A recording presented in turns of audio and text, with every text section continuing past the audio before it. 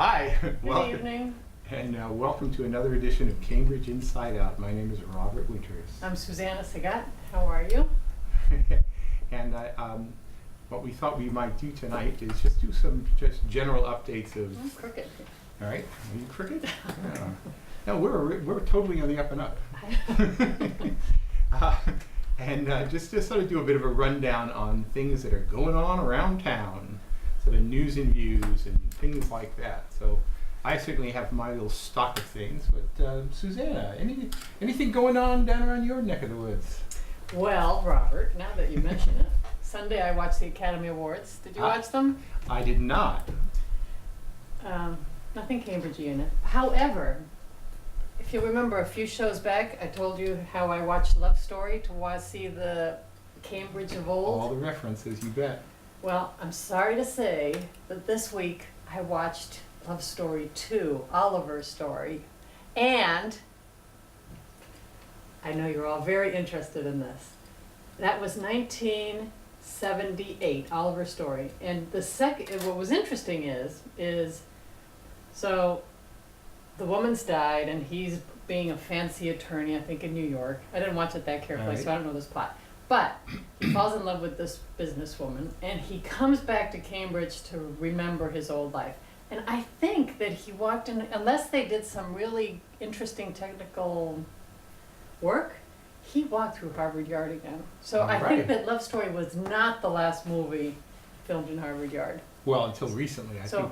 No, Didn't they they do won't the- allow anyone to film in No, Harvard didn't Yard. we make some exception with the No, permanently blonde or legally blonde or no, something? All right. absolutely not. So if anybody out there knows, if Oliver's story was the last story filmed in Harvard Yard, this is now a quest for me. And I could call Harvard and ask them, but you know, what the heck. Actually, speaking of Harvard, since this is Tuesday, March 4th, on Wednesday, March 5th, I just got the notice from Harvard that between 4 and 6:30 there's a big shot going to be in town. Some dignitary of some significance and who they did They not do that name. all the time. But they said don't go near Harvard Square between 4 and 6:30. They do They're that gonna all be the time. closing roads Yeah. and telling people to get off their bikes and you name it. So which day are we supposed to go there? Any day but tomorrow afternoon. Oh, tomorrow. So tomorrow afternoon. Right. We're Exactly. gonna go see who the bigwig is. Exactly. So, This is not my normal chair. I'm discombobulated. alrighty. All right. I have many things on which to speak. One thing I thought, because we actually commenced our program in the last year talking about political things and political candidates, and I think last week you made reference to the caucuses. Was it up in your neck of the woods? Yeah, you had yours this Saturday, that's, right? I think we just closed out Cambridge by having the Ward 6 caucuses. So I said, I don't go to them always, but I said This was exciting. How was it? Well, it was interesting in ways. We had many of the candidates, the statewide candidates and whatever. And I know a lot of them, so it's kind of like a social occasion. Some of them you sort of hang a bit. But there's this interesting way in which they do elections of these. They're selecting. I forget. Was it something like 5? Let's see. For Ward 6, it was 5 male Well, you had more delegates. than mine. Yeah, I forget how they determine all of those things. But we had 5 male delegates to be chosen for the Democratic Convention, 5 female. Then there was 1 male alternate, 1 male female alternate, and then 1 That's a lot either. of people. Yep. Yeah, so it was a ton. But one of the things, and I guess I'd forgotten about this. And then alternates. Yeah, well, you choose. I think we choose the 1 alternate from either gender and then some other. Well, no, you did. Well, You did it your way. Right. Well, they have these add-ons and things that some other ones, about other categories as well. But anyway, it was kind of interesting because from the moment you walked in, it was like, first off, walking into these things, it's like running the gauntlet. It's There's wonderful. people with their clipboards, People who care. Yeah, they sign my nomination papers and. Because you need to whatnot. get You get need signatures to get on the ballot. So so I was signing left and right. It was all great fun, and but the other thing that was going on there is that and I'd forgotten about this, is that these things are often conducted by trying to elect entire slates of delegates. Well, that's Okay. what they want to do. That's what they want to do. So I think for the gubernatorial candidates, there's 5 Democrats? Yep. I think that's right. Coakley, Grossman, KM, Berwick, and Avalon. Avalon, right? And I think. And today, yeah. Berwick, who we thought, oh, he's not going to get enough, announced that he thinks he has enough delegates to Get the 15%. get to the 15% and get on the Well, ballot. he was a dominant force actually at this caucus. I think because there were a lot of people knew him and they kind of organized, and a lot of That's this is what it all about takes. organizing, That's what right? it takes. So when you walked in, there were people were giving out different slips of paper saying, "Vote for these 5." Oh, wow, they did real slates at yours. They did slates, yeah. So there was the Cayenne What is people. Am I pronouncing your I'm name right? pronouncing it wrong every All time. right, Cayenne, yeah, because there's a hot dog or something that has a name like that too, right? That's right. It's like I get my hot dogs and candidates confused all the time. Is that her But- company? No, different spelling Okay. as well. But so there was the Cayenne people, there was the Berwick people, a lot of Berwick people. There was some Grossman people. Steve Grossman was there. Steve Grossman was there? He was there. Because Saturday was Newton and his election, and his own board was doing caucuses. I think he went there afterwards or right before because he didn't stick around. No. Right, but so I think it was 3 of the gubernatorial candidates. Martha Coakley wasn't there, and Avalon wasn't there, but the other 3 were. And I think we had some. Wow, that's pretty fancy, because we Yeah. had Warren Tolman came to ours, who Warren Tolman's running for Attorney General, Martha Yeah. Coakley's old seat. And we didn't have Warren at ours, so which I missed because I kind of like Warren. So Now I have a question for you. Leslie Phillips is your board chair, right? yes, Now she was. co-chair actually, because Okay. Kathleen Kelly is also co-chair still. Oh. Well, at ours, she was passing around nomination papers, but I was too busy and I didn't get to see whose that was for. Is she running for something? Well, what I heard after the meeting was that she will again be trying to compete against Marjorie Decker. She's running for state rep. For Marjorie's state rep seat. That's my understanding. I haven't heard. I actually was asking some people, are there any of the state senators or state reps facing any challenges? And that's the first one I'd even heard of. Well, there, Brownsonberger, I think, has a Brownberg? challenger. Yeah. too. Okay. I think so. So, but that's I actually mean, but not they're even. still, they're getting nomination papers now, so you don't know yet. Wills actually has no part of his district in Cambridge now, right? Yeah, he does. He still does? Sure. Okay. I think so. Somebody thought I'll that have to got look kind that of. cut. No, he's still one of Partitioned ours. out there, He's right? ours. We still got him. All right, that's good. So anyway, it's interesting, but one thing I could kind of see happening right away is that since it was like, vote for R5, the Cayenne people, and it was vote for R5, the Berwick people, that the election was probably going to be determined based on people not filling out 5 names on a ballot. It was just sort of saying, well, I don't really know that person, so I'm going to leave them off. And it was going to be like close, and you could have easily elected 5 of this and 5 of that, and you have like 5-0 victories from one side. On an evenly split room in a city with proportional representation, you're going to get 5 and 5. We actually ended up splitting it pretty much right down the Oh, middle. that's great. Yeah, actually, I was pretty pleased about How that. exciting. So the Berwick people, they got a bunch of folks, and the Cayenne people definitely got It was interesting watching them strategize. Like when there was, I think it was for one of the alternates, there were 3 candidates, but like I think 2 of them were Cayenne supporters, and they said, wait, if we run 3 and 2 of them are Cayenne, they're going to split the Cayenne vote. And we're going to lose. We're not going to win that seat. So people would strategically bow out. Says, I'd like to withdraw my name from Wow. nomination, so there would be 1 against 1. And it was actually pretty successful. But it seemed like the entire election was sort of based on strategizing. Huh. Well, ours, it was, people got up, gave their speech, and when they wrote down their name, next to it, they wrote down who they were committed to, which candidate they were They committed did to. that as well. Yes. And then you just voted for whoever you wanted. Yeah. But it turned out that in ours, Cayenne One won hands down. everything. And actually, where there was a chance to be gracious and let someone else be an alternate, they said, no, Nope. we're going to keep, We we gotta want get to our put someone against 15% them. here. Yeah, Yeah. they worked it very hard. Yeah. So anyway, it was interesting watching that all take place. I think in the end there was that at least one, maybe 2 elections were determined by the fact that somebody wasn't on the voter list. Oh, yeah. So they were going to cast a provisional ballot. Yep. And with the provisional ballot, that actually put a tie.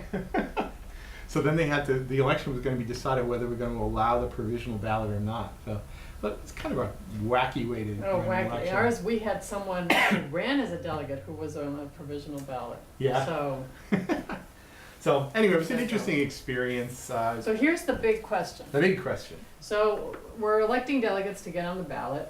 we're electing delegates to go in the middle of June to this big dark convention center while we're all out in the sun, to decide who's going to get on the ballot for the Democratic Party for the primaries.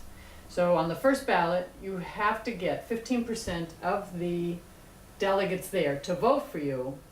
This is after you got the signatures, you did everything you had to do, and if you don't get 15% of the delegates to vote for you, you are not on the ballot. You could run as an independent, but you have to gather more signatures, right? Yeah, but then you have to run as an independent. They're not going to do that. And who's going to do that? Oh, I lost in the Democratic Party, so I'm running as an independent? No, I guess the Democrats don't do that, but some of the others have done that. So my guess is Martha Coakley has enough power to have more than 15% of the delegates. Right. Is that a given? I think that's a given. In the polls, she's doing really well. So they say she's ahead of the Democratic pack. So theoretically, she should have much more than 15%. Yeah. My guess is Grossman, because he was a leader in the Democratic Party for 20, 30 years, has a lot of friends. Oh, and not only do you vote for the delegates to go to this convention, but the party also has a huge number of people who are going without getting elected. All the state reps, all the state senators, all the ward chairs. The party apparatus goes in free. Big time. So my guess is that Grossman has worked with a lot of these people, and a lot of them will go with him. So my guess is he gets 15% automatically. He's in like Flint. Okay. So KM, who is a woman, needs 15%. Berwick, who is a male, needs 15%. And Avalone, who is a male, needs 15%. Right. You could actually get as many as all five. Still get 15, though I think it's unlikely. So the question is, now Berwick says he got the 15%, so we'll see.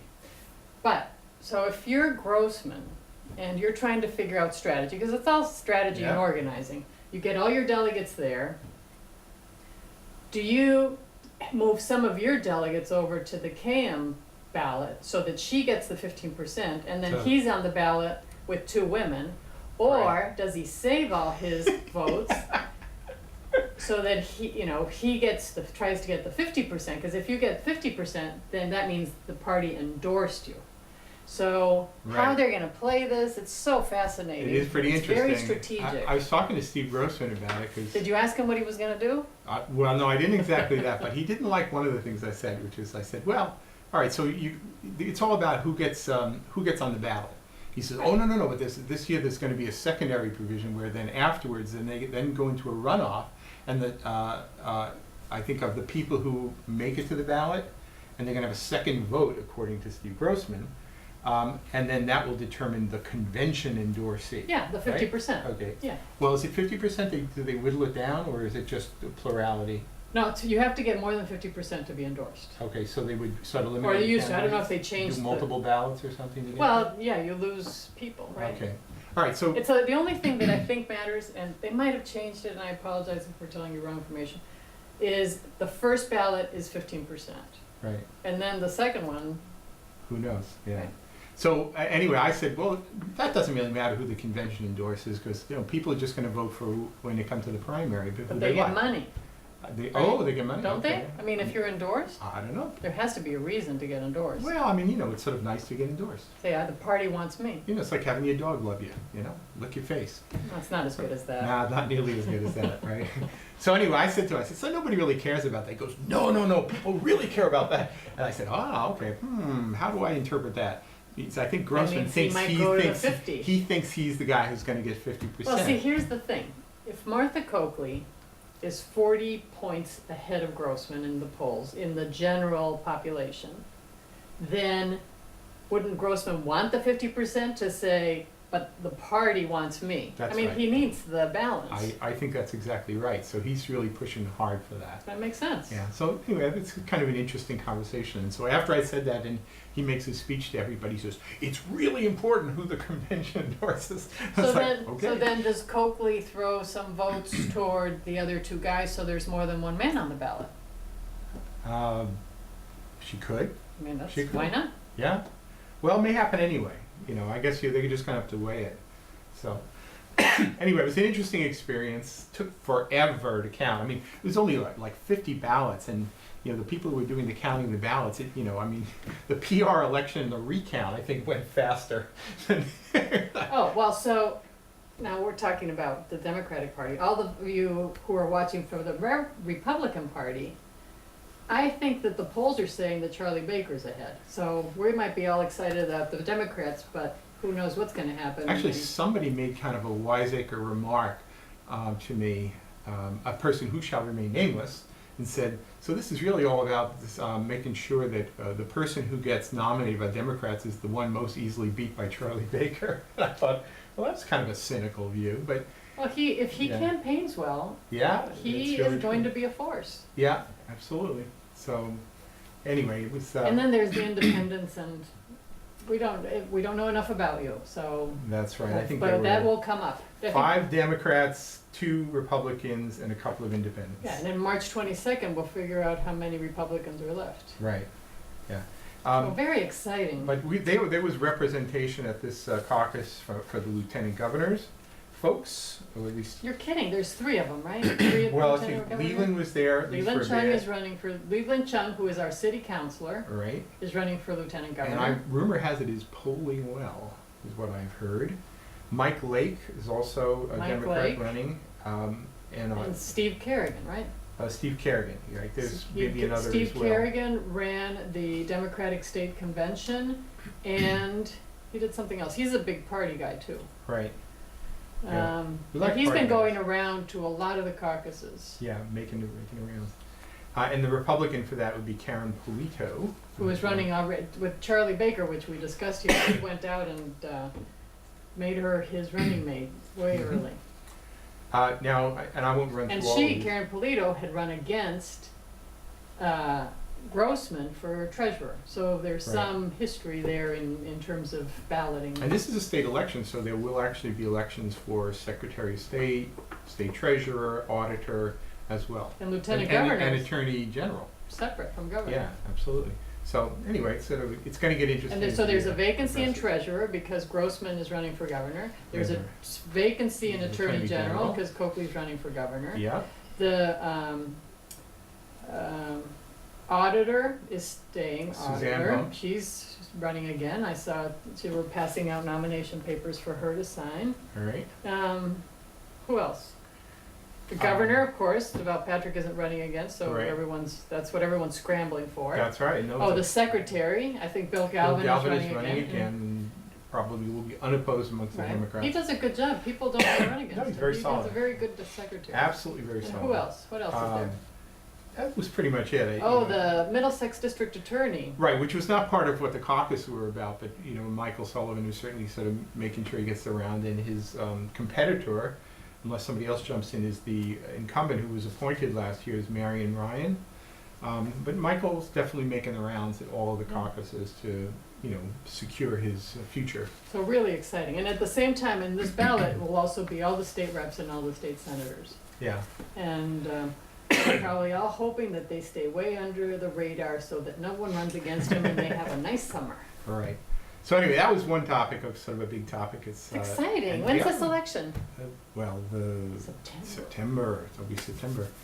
But there's some other things happening more locally here. One of our previous programs, we talked about the. So I have, wait. Yeah, go ahead. So do you think, so Leland Chung, who is one of our city councilors, he's the top vote getter in Cambridge this year, and he ran for mayor. Do you think that if he had won the mayoralship, he would have run for lieutenant governor? That's sort of the $64 question. I I think get $64 if you answer it? I think he might have, but I think it was probably, this is probably also Plan B, meaning if you run it successfully for mayor, then you could use that to really elevate yourself. But I don't know that he would really want to Being necessarily. mayor is a lot of work. It's a lot of work, but it's a lot of opportunity as well.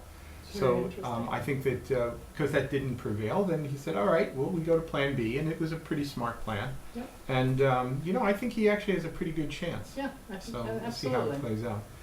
But now other things happening. We at our one of our previous programs, we talked about the Foundry building down in East Cambridge, and it was this. It seemed like it was like, you know, weeks and weeks and weeks away. They were going to have a special Oh, city March council meeting. 3rd. That was Monday. That was last night. I forgot. And the city I was manager going to watch that. and deputy city manager, they came forward with all the various possibilities for what could happen and how it could be financed and what have you. I can't Well- believe I forgot.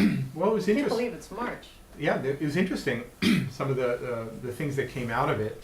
One thing, an idea that had been floated at an earlier meeting, which I thought was interesting, was making use of some of the authority of the Cambridge Redevelopment Authority as a vehicle for relieving the process of some of the restrictions that state law imposes on a city. But if you have a redevelopment authority, you can do certain things a little more freely. So, the great irony is that when people suggested the Cambridge Redevelopment Authority be involved in some potential future development around Central Square, people said, oh no, there'll be no public accountability, terrible, terrible, terrible. But then, now that it's being floated as a way of making the process for the county to go Easier. quicker, people said, oh, we love the Cambridge Redevelopment Authority. Well, plus it's working well, right? It is working very well, and actually at all the meetings relating to this and other matters, there's a 5-member board on the Cambridge Redevelopment Authority, and there's always at least 3 members coming to these meetings.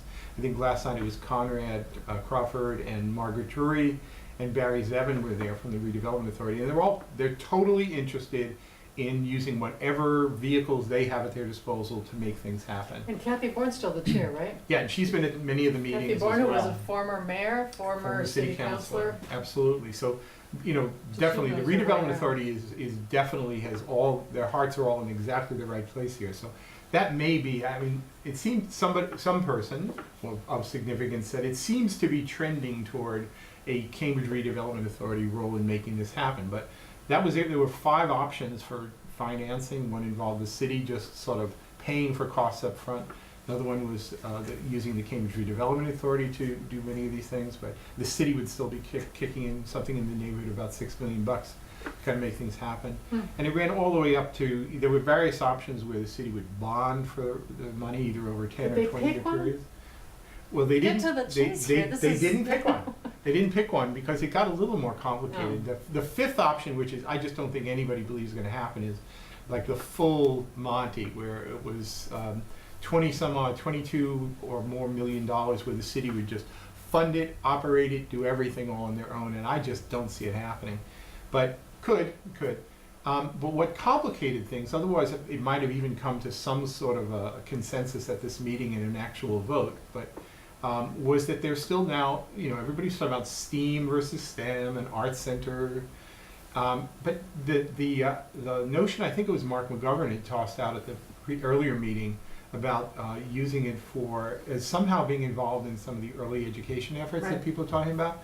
That idea, which Mark just inserted at the meeting in January, I guess it was in January, is actually picked up with some traction.